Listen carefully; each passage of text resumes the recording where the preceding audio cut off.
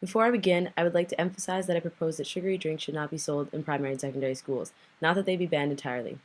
My opponent states that banning sugary drinks from primary and secondary schools would not aid in ending childhood obesity, while the last paragraph of his source clearly contradicts that idea. It quotes Daniel Tabor, an author of the Study and Postdoctoral Research Associate at the University of Illinois at Chicago. Quote, it suggests there have been positive changes to the school for food environment overall, that schools are healthier. I wouldn't see this as a failure, it's just that it's not going to be enough. To reduce sweetened beverage consumption and ultimately to reduce obesity, it's going to take more comprehensive policy initiatives. End quote. Disallowing the sale of sugary drinks in primary and secondary schools is not going to be the end of childhood obesity, of course, but it is a step in the right direction. Also, ending the sale of sugary drinks in schools is not child abuse. You can find the federal definition of child abuse on the Child Welfare Information Gateway, and it says that child abuse is any recent act or failure to act on the part of a parent or caretaker which results in death, serious physical or emotional harm, sexual abuse, or exploitation, or an act or failure to act which presents an imminent risk of serious harm.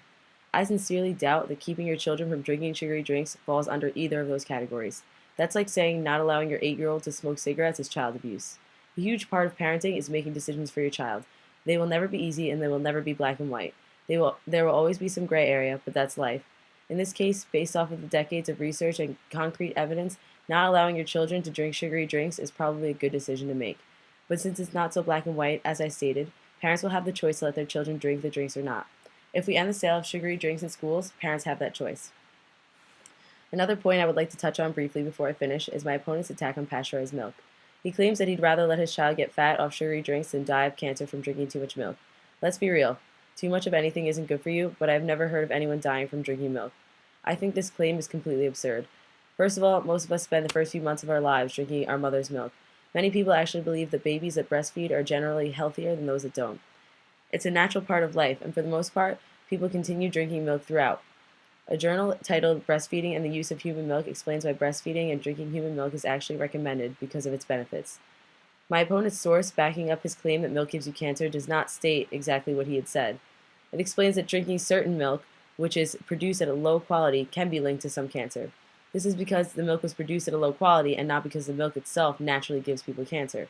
The source states, quote, meanwhile, raw grass-fed organic milk from cows milked at the proper times is linked to improving digestion, healing autoimmune disorders, and boosting overall immunity, which can help prevent cancer.